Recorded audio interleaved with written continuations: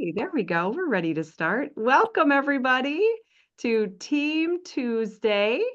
We are so glad that you're here. Today, we're going to be talking about Element 19, which is the official title is How Do You Create Healthy Sleep and Unlimited Energy, which is really what we all want to do is be healthy and have that unlimited energy. It's so important.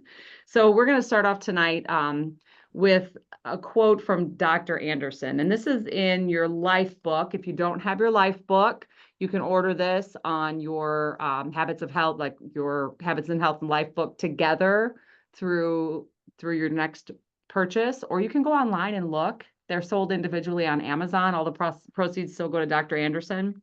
Sometimes you can get really lucky and find one used, but you want a life book. They are so incredibly good. So Element 19 is on page 380. You guys can all hear me okay, right? Thumbs up. All right, beautiful. Okay, I love this. My quote from Dr. Anderson is on page 384.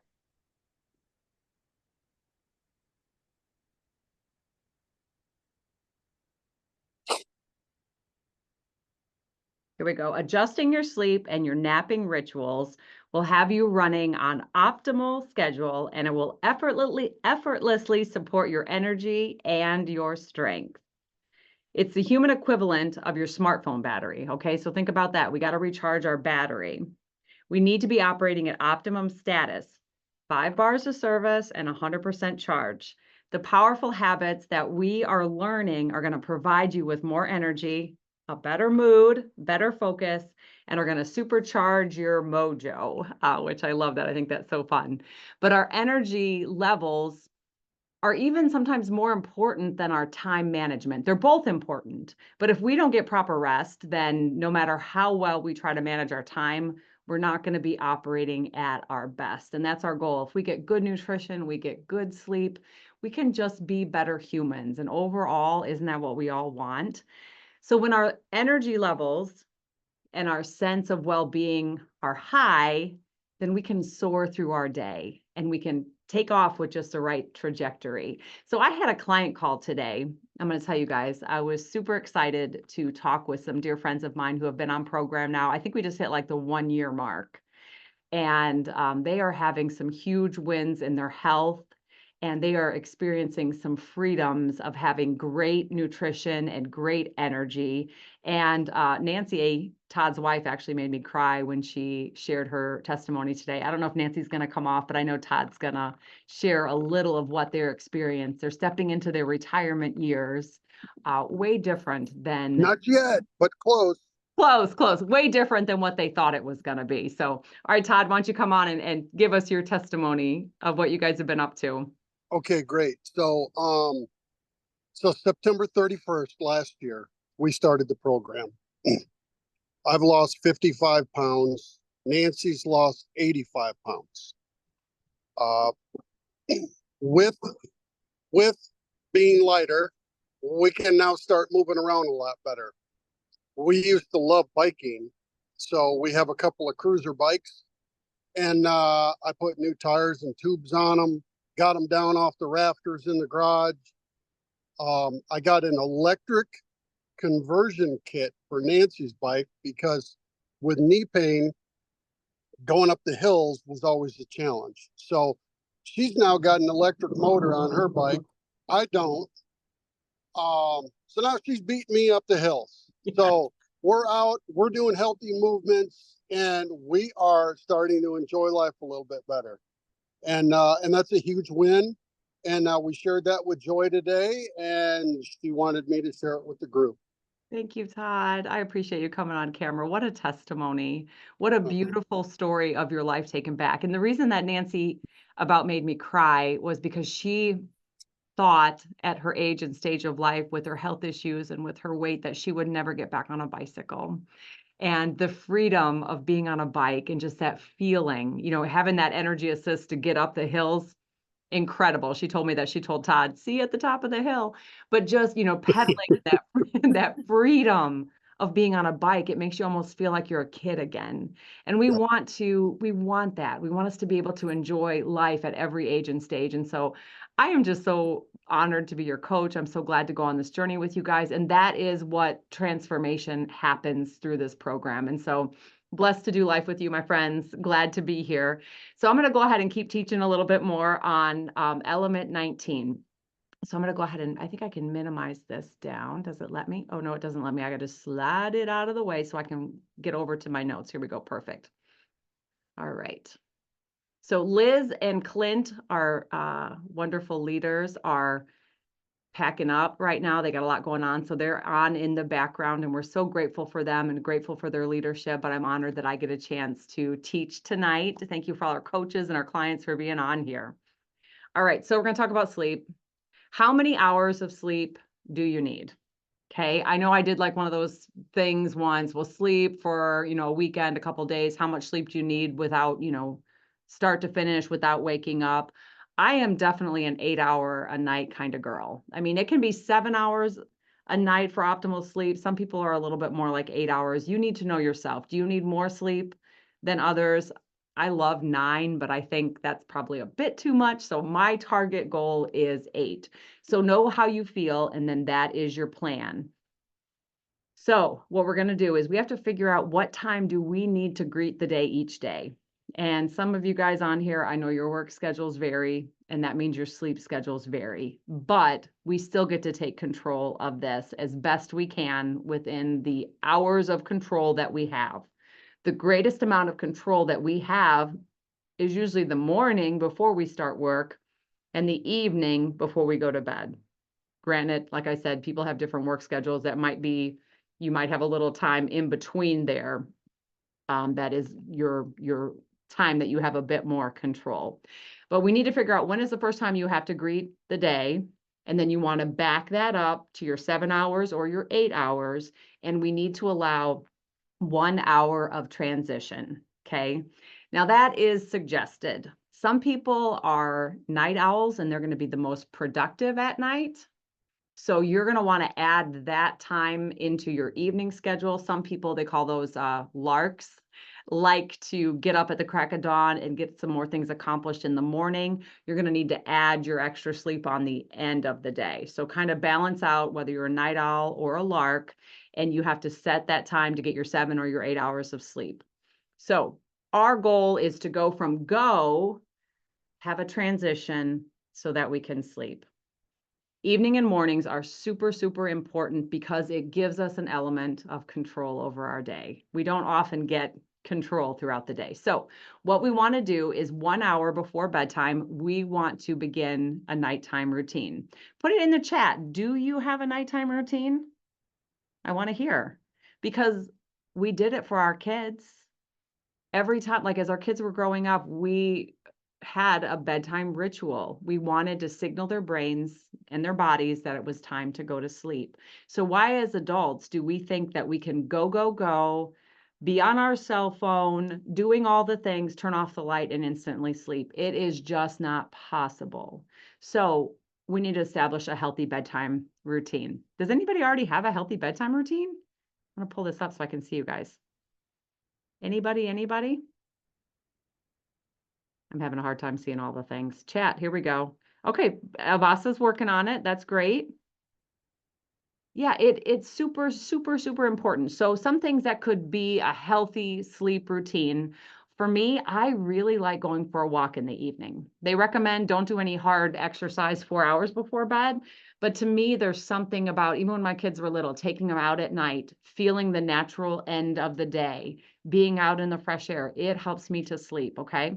Some people having a shower before bed, that's like a little signal, have the hot shower, relax, get in your jammies, get all comfy. Dr. Anderson recommends setting your temperature to 68 degrees in your house. Now, I'm not that high tech or committed, I guess. My temperature is my temperature. I'm probably not going to adjust it for when I sleep. And I tend to like to get all cuddled up under the covers too. So my temperature is probably going to be the same the whole time. But if you're having a hard time sleeping, try 68 degrees. It's supposed to be the optimal sleeping temperature. Maybe you could try some sleepy time tea. So there are examples on page 390 of your book as to some good, healthy sleep time routines.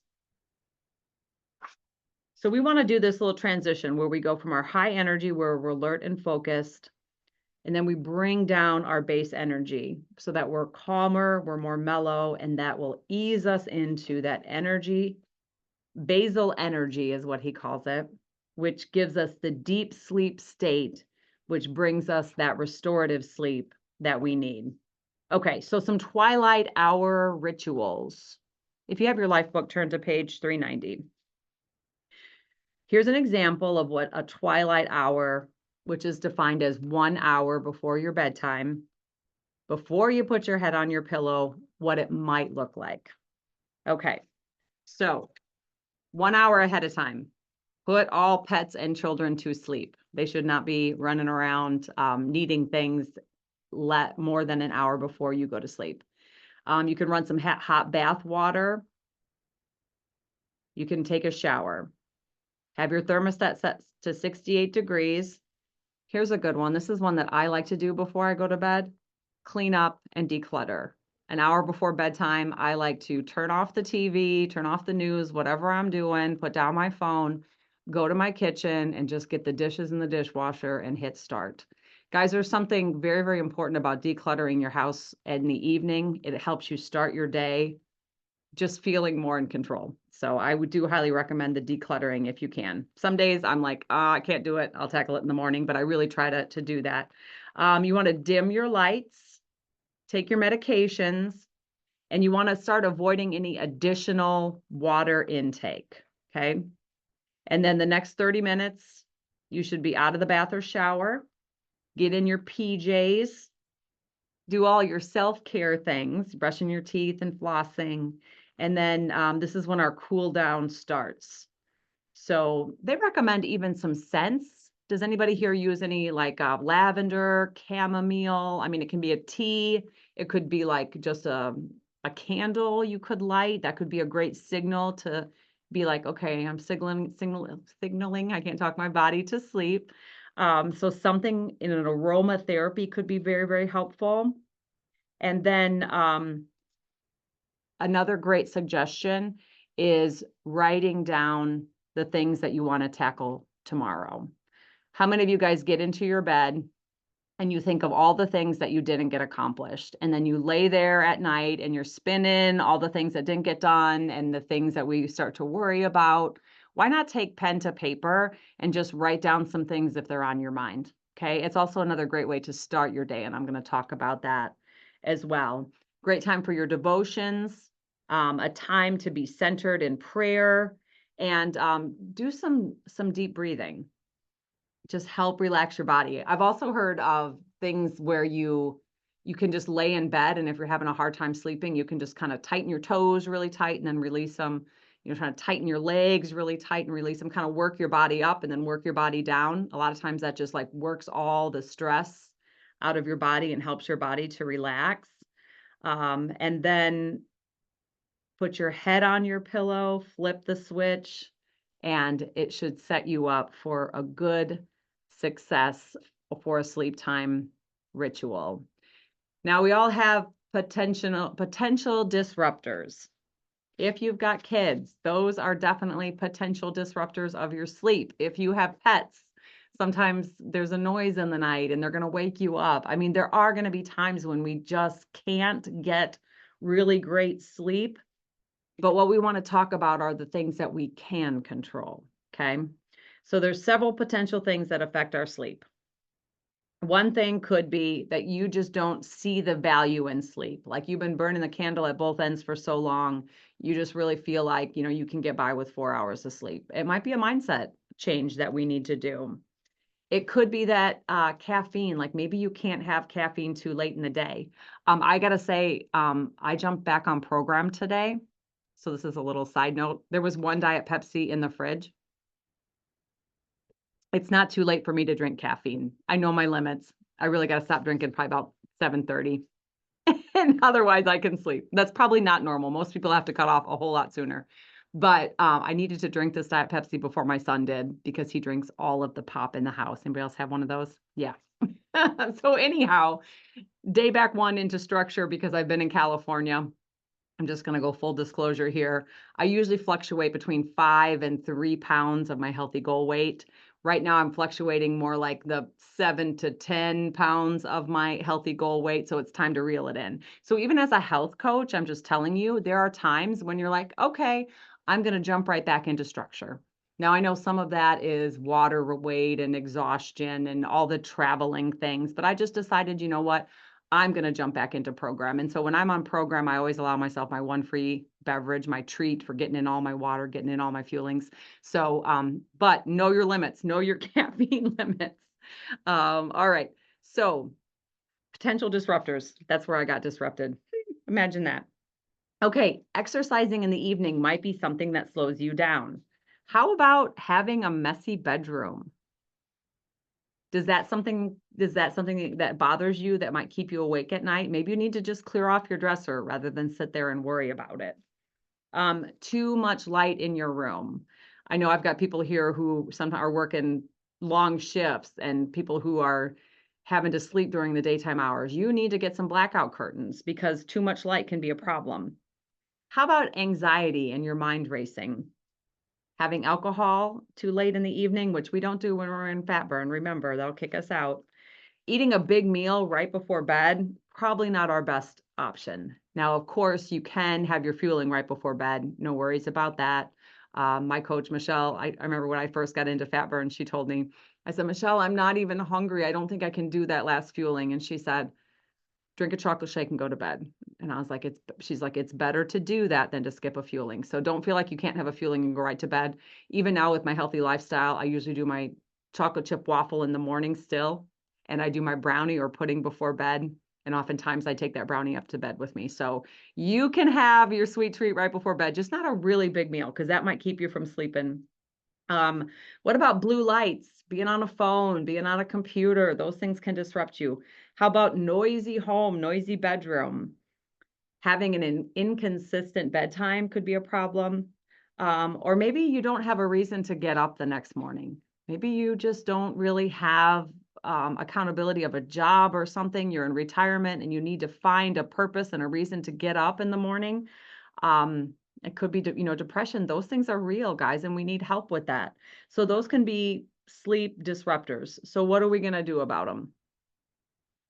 Does anybody see any things on those lists that you're already like, oh my gosh, I need to work on that one? I bet you do. There's certain things that we just need to be more aware of. So we can allow ourselves to take naps. Let's say you have a really long day, you have a really tough schedule. Dr. Anderson recommends that you take, a 10 to 15-minute nap rather than hit extra caffeine or default to unhealthy eating habits. A nap is perfectly fine. We just don't want to get into 30 plus minutes in the day because that'll actually kind of disrupt our sleep pattern at night. So the things that we can do, we might have to set some hard curfews on things that maybe we really love, but they affect our sleep. So this is on page 392 in your life book. Okay. He calls these the bright line curfews. Coffee. He recommends that we do not have coffee 8 hours before bed. Okay. So take note of when you're getting your last coffee. 5 hours before bed, all caffeinated products should be stopped. Okay. 4 hours before bed, exercise. We should get all of our exercise in within 4 hours before we go to sleep. Alcohol or heavy meals needs to be done by 3 hours. And I'm going to still include that because we've got people in all areas of program. I've got some people on here who are living their healthy lifestyle and they've already incorporated, an occasional drink back into their program. Totally fine. Digital sunset. That's probably the hardest one. That's the biggest disruptor for me. Hearing my phone chirp, responding to messages, checking my Facebook. They want us to have our digital sunset at least 1 hour before bed. Okay, so let's make that our goal. Try to put it down. And then once we're in bed, the room needs to be dark and the lights need to be out. We might need to change our sleep atmosphere. You guys know there's some things, even like the color of the paint in your room You don't really want to have a bright orange or bright yellow or bright colors in your bedroom. They really do recommend like more of the muted colors, the neutrals, the blues. That all has a calming effect on us. So we might want to change our sleep atmosphere. For some of us, it just means organizing our bedroom because we can't sleep in chaos. It might mean making your bed. If you're jumping into a bed and it's all disheveled, it's hard to, get in and relax. So making your bed in the morning can be something that helps you start your day right. Truth right here, stress and anxiety are the number one factors of poor sleep. Anybody here ever struggle with stress and anxiety and it affecting your sleep? Yeah, I mean, seriously, we live in the real world and we're hit with some real world problems. There are ways to counteract that. Dr. Anderson recommends breathing techniques. I never knew until the carpet was pulled out from under me and my whole life kind of flew into chaos. I never knew how I took breathing for granted. I've gone through a period where whenever I literally would be gasping off and on throughout the day because I wasn't getting the deep breaths. I was living in such a high state of anxiety that I wasn't breathing normally. And so I did a lot of work on this. Guys, there's some beautiful apps out there that can help you with breathing technique. I even read a book, The Art of Breathing. I didn't finish it, but it's very interesting. Like breath is super important. Dr. Anderson knows what he's talking about. So there's apps. One of my favorite devotionals, I don't know where you are in your faith, but breath as prayer or prayer as breath, one way or the other, got it on Amazon. Basically what it is you're kind of just resetting your mind rather than spinning all the worry. It'll tell you what to say in your mind as you breathe in and then what to say in your mind as you breathe out. And so those positive affirmations, positive scripture, breathing it in and breathing it out can help relax you. Dr. Anderson recommends our Stop Challenge Choose. Somebody come off mute and tell me, what is Stop Challenge Choose? One of my seasoned coaches or seasoned clients, what is Stop Challenge Choose? Can you explain that for our newbies? Don't be bashful. I don't want to do all the talking. Just take yourself off mute. Thanks, Tammy. Yep. Okay, so Stop Challenge Choose was an original information Dr. Anderson put together before he actually wrote the books, and it's pretty much you need to stop, think about what you're going to do, challenge yourself with good thoughts as to making, question yourself what you're going to do, and then choose to make a good decision. So before you decide to eat the cupcake, you're going to stop, think about the cupcake, challenge yourself that do you really need to eat the cupcake?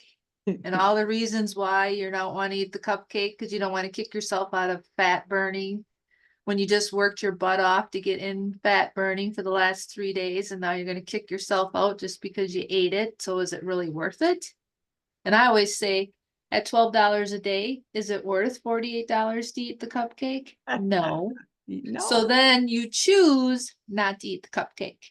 So you want to stop, challenge, choose, and leave the cupcake there.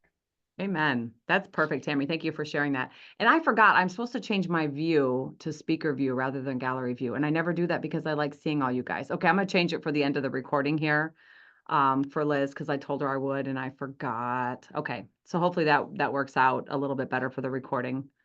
View is speaker view. Okay, stop, challenge, and choose. Excellent, Tammy. That applies to our stinking thinking as well. When we are laying in bed, we can decide, are we going to sit here and spin this? Are we going to spin all the negative possible outcomes? Are we going to rehash all these things in our mind? Or are we going to stop, challenge those negative thoughts, and choose something better? Stress and anxiety. It says, to shake off negative self-talk or to break the loop that you're obsessing over. Because you know what? It's just plain unproductive. We used to talk about it in one of my mom's group. Like you get in bed and you pull up the guilt quilt. All the things I didn't do, all the things I should have done, all the things I could have done better. It is not productive. You give yourself space and grace to realize you did the best that you could do with this day that was laid before you, and you release it in prayer, and you get the rest that you need, okay? Don't pull up the guilt quilt. We can also take time to meditate, to pray, to bring yourself back to the moment.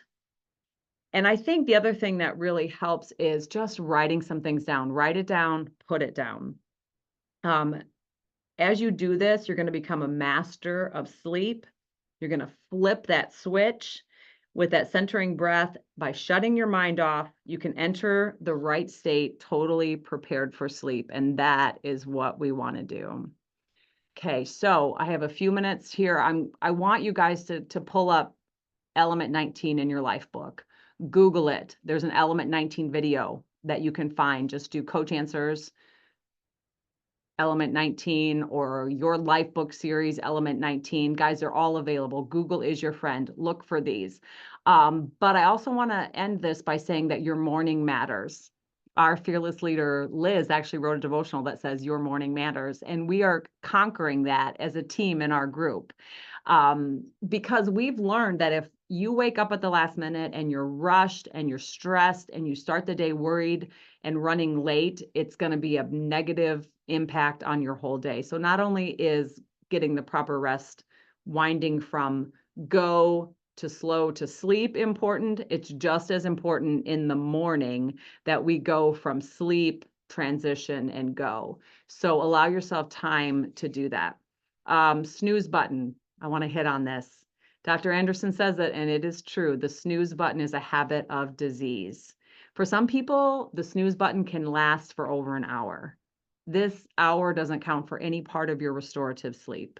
It also sets up that negative pace of running late first thing in the day. So he says, if you want to break this habit, set your alarm for the last possible minute, fly out of bed, open your curtain, turn on your lights, and go, because it's super important.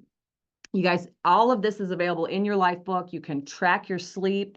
You can track your energy throughout the day, learn your circadian rhythms, and give the gift of proper rest and stress management to yourself while you are on this journey.